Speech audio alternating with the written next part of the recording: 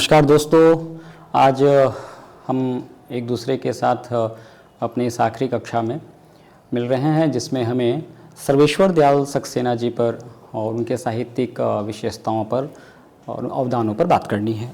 सर्वेश्वर दयाल सक्सेना जी पर बात करने से पहले मैं पिछली कक्षा के संदर्भ में कुछ बातें आपसे कहता हूं जो अज्ञेय पर स्थापित थी। इनमें दो तीन चीज़ें छूट गई थी। वह यह थी कि अज्ञेय जी ने तार सप्तक के साथ ही, तार सप्तक का प्रकाशन 1943 में हुआ जो कविता संग्रह है।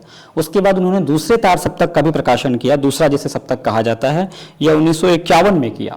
तीसरा सप्तक जो भी कविता संग्रह था उसका भी प्रकाशन उन्होंने 1959 में किया, 1959 में। चौथा सप्तक वह भी कविता संग्रह है जिसका संपादन उन्होंने 1978 में किया। इसके साथ ही साथ पुष्करणी भाग 2 कविता संग्रह है, इसका भी प्रकाशन, इसका भी संपादन 1953 में। पुष्करणी संपूर्ण कविता संग्रह है, 1959 में इसका संपादन किया। नेहरू अभिनंदन ग्रंथ संयुक्त रूप से 1949 में इसका संपादन करते हैं। नए एकांकी 1952, हिंदी की प्रतिनिधि कहानियां 1952, रूपाम्बरा जो कविता संग्रह है 1960 में, और नए साहित्य भ्रष्टा माला में रघुवीर सहाय, सर्वेश्वर दयाल सक्सेना, जिनको अभी आपको पढ़ना है, शांति मेहरोत्रा और अजित कुमार के साहित्य का संकलन किया। ये कुछ बातें पिछली कक्षा में छूट गई थी।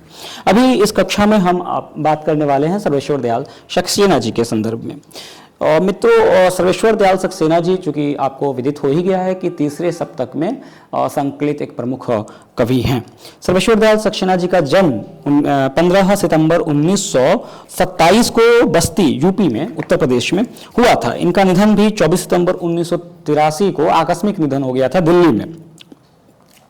इनके जीवन के संदर्भ में छोटा सा परिचय मैं आपको दे दूं कि सर्वेश्वर दयाल सक्सेना की जो शिक्षा दीक्षा हुई है वह जो क्वींस कॉलेज है काशी का, बहुत प्रतिष्ठित कॉलेज है, वहां से इनकी शिक्षा दीक्षा हुई और फिर यह प्रयाग विश्वविद्यालय में उच्च शिक्षा के लिए गए थे। आकाशवाणी में इन्होंने कार्य भी किया है और आगे आने वाले समय में अज्ञेय के निमंत्रण पर यह कुछ दिनों के लिए दिनमान अखबार में उप संपादन का कार्य भी करते रहे।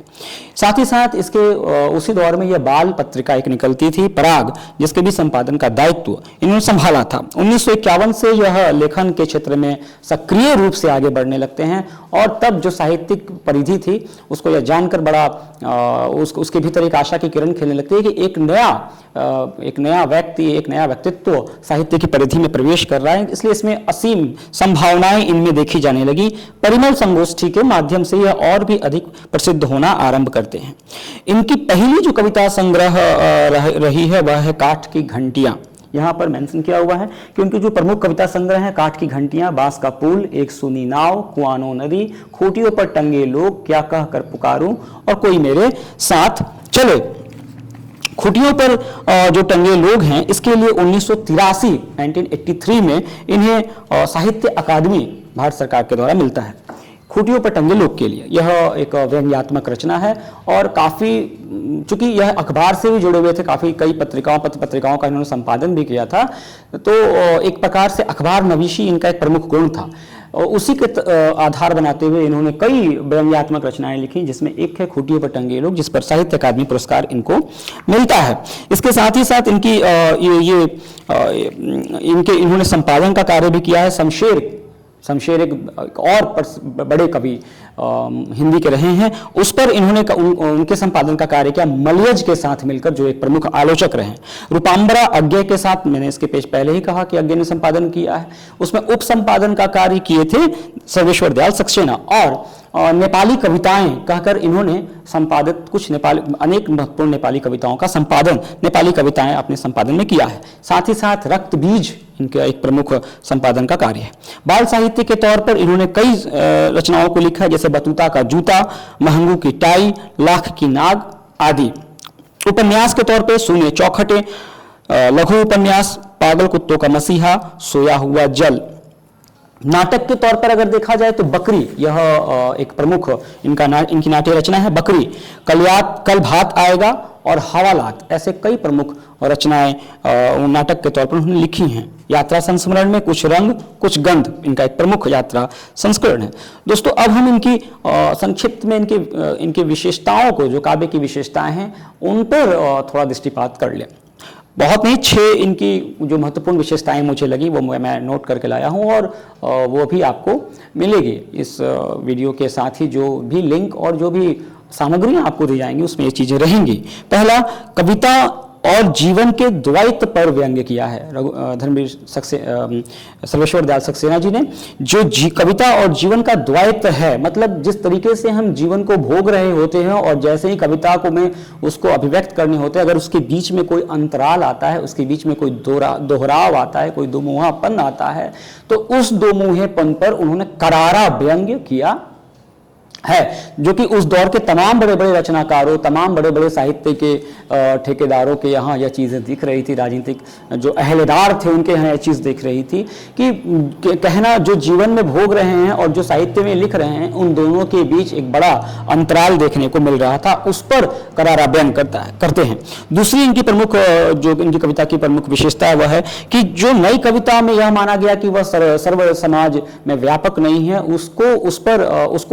उस पर उन्होंने आघात करते हुए नई कविता की उस शक्ति को अपने रचना में प्रमुखता दी है, जिसमें वह सर्व समाज व्यापकता की ओर और सर्वजनीनता की ओर विकसित होती हुई, प्रसारित होती हुई वह नई कविता दिख रही होती है। तो नई कविता के एक नए रूप को उभार कर रखा। चूंकि नई कविता प्रयोगवाद के कोड से निकली थी, मैंने पिछले कक्षाओं में आपसे ये बात कही और इस कक्षा में दोहरा रहा हूं, लेकिन नई कविता और प्रयोगवाद में एक जो मूलभूत अंतर था वह यह था कि नई कविता में कहीं ना कहीं जीवन के प्रति स्वस्थ आशा के भी भाव थे, जो प्रयोगवाद में नहीं था। यह चीजें लेकर आगे बढ़ रही है और इसलिए मैंने कहा कि सर्वेश्वर दयाल सक्सेना में नई कविता की वह सर्वजनीनता उपलब्ध है। तीसरी जो सबसे बड़ी विशेषता उनकी एक और है, वह है जीवन के दिखावेपन पर और कृत्रिमता पर। जो जीवन की का दिखावा जो हम लोग प्रायः अपने जीवन में दिखाते हुए पा लेते हैं, और जो बनावटीपन या कृत्रिमता का कलेवर हम वास्तविक जीवन पर ओढ़ के रखते हैं, उस पर अपने साहित्य के माध्यम से इन्होंने करारा आघात किया है, उस पर व्यंग्य किया है अपनी लेखनी में। और अखबार नवीसी से तो आप परिचित ही हैं ही। सहज भावुक अखबार नवीसी जो इनका प्रमुख गुण, उसका मतलब यह है कि किसी एक समस्या के तह में पहुंच जाने की जो आदत एक पत्रकार की होती है, वह उसी जिज्ञासा के साथ, उसी कौतूहलता के साथ यह अपनी कविताओं में प्रयुक्त होते हुए दिखते हैं। तो यह चौथी विशेषता थी। पांचवी है सहज भावुकता।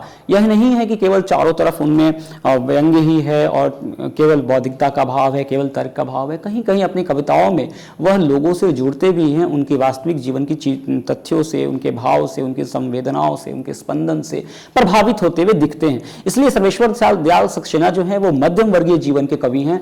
निम्न मध्यवर्गीय और मध्य वर्गीय जीवन के जो लोग होते हैं, जिनके जीवन में आशा है, जिनके जीवन में आकांक्षा है, जिनके जीवन में किसी न किसी चीजों को प्राप्त करने के सपने होते हैं, और जब वो सपने टूटते हैं, निराशा होती है, तो वैसे ही वो खंडित होते रहता है। इनका चित्रण अपनी कविताओं में किए हैं।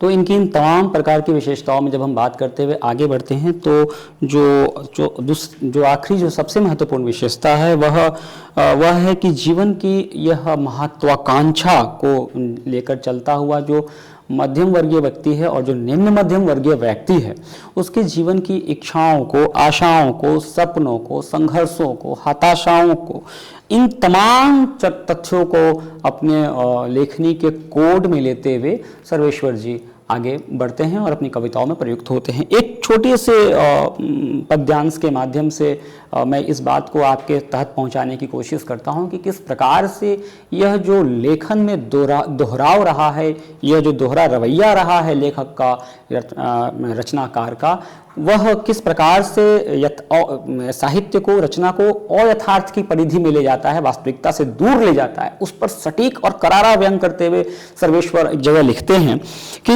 लिपटा रजाई में मोटे तकिए पर धर कविता की कॉपी। रजाई में लिपटे हुए हैं और जो है वो कविता को लेकर बैठे हैं लिखने के लिए, कि लिपटा रजाई में मोटे तकिए पर धर कविता की कॉपी, ठंडक से अकड़ी उंगलियों से कलम पकड़, मैंने इस जीवन की गली गली नापी। कितनी बड़ी विडंबना है कि वह कवि रजाई में लिपटा हुआ है, अपने कमरे में बंद है और आरामदायक अवस्था में बैठे हुए वह जीवन के प्रत्येक क्षेत्र, हर एक कोने का दर्शन कर आने का दंभ अपनी रचना में भर रहा है।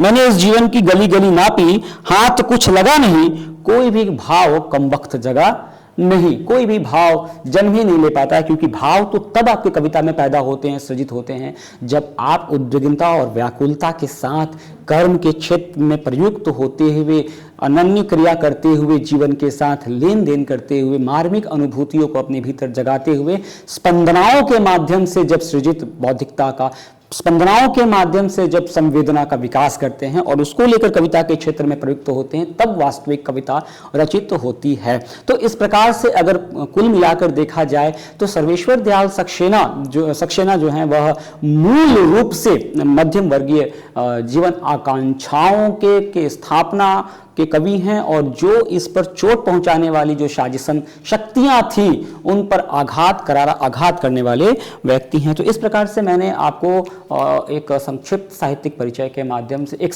साहित्यिक परिचय के माध्यम से आप तक यह बात पहुंचाने की कोशिश की कि आप उनके रचना के मूल बिंदुओं से अवगत हो सकें, उनकी प्रवृत्ति को जान सकें, उनके कृतित्व और व्यक्तित्व की थोड़ी बहुत जानकारी आपको रहे। इसके साथ ही मैं आपके सुनहरे भविष्य की पूर्ण रूप से कामना करते हुए आपसे विदा लेता हूँ। बहुत बहुत शुक्रिया।